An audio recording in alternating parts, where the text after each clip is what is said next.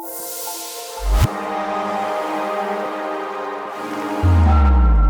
would now like you to experience Black feminism, which of course is a tricky thing to do virtually, not least, but also through speech.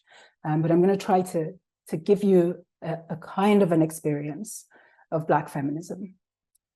So imagine that you went on holiday and you travel to a destination, wherever that might be, and you're staying in a hotel that has one of the most spectacular views that you've ever seen. You can see this incredible, lush mountain range right in front of your balcony. It's fertile and blooming and just green and effervescent, and it looks like a kind of paradise. And you really enjoy this holiday.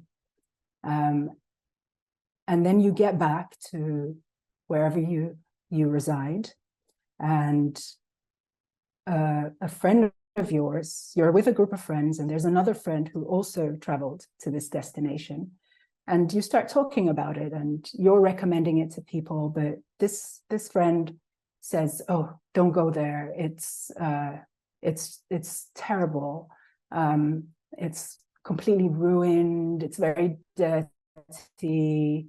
There's no greenery." None of what you experienced basically is part of their experience.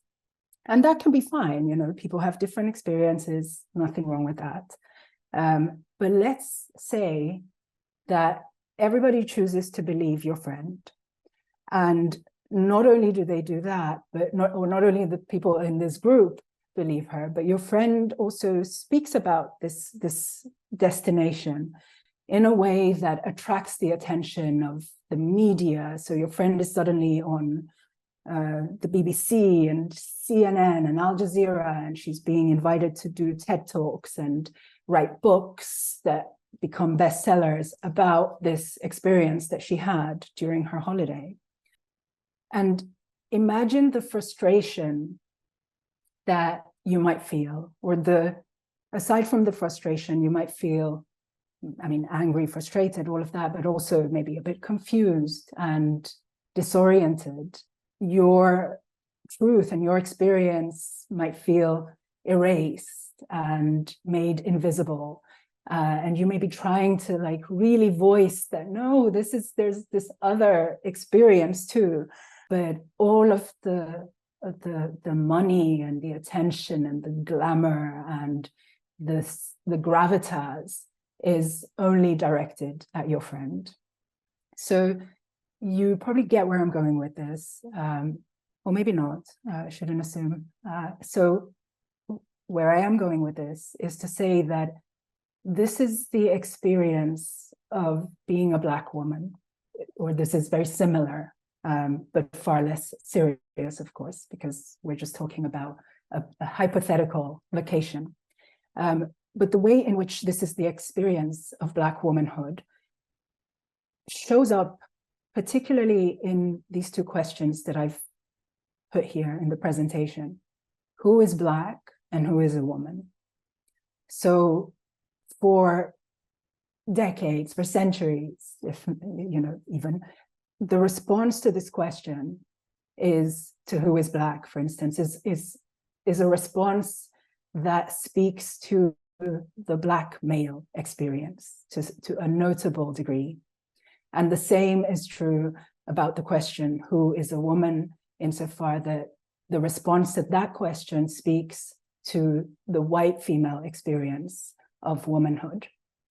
And there are so many facets and elements of being Black and of being a woman that you have when you are a Black woman that are very rarely spoken of in our social civic discourse and institutions.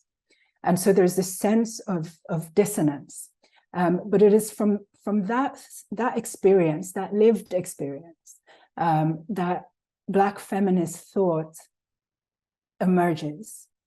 And the very sort of core of Black feminism is to say that there are a multitude of experiences, a multitude of ways of being Black or being a woman, clearly, because we see that our experiences are not reflected.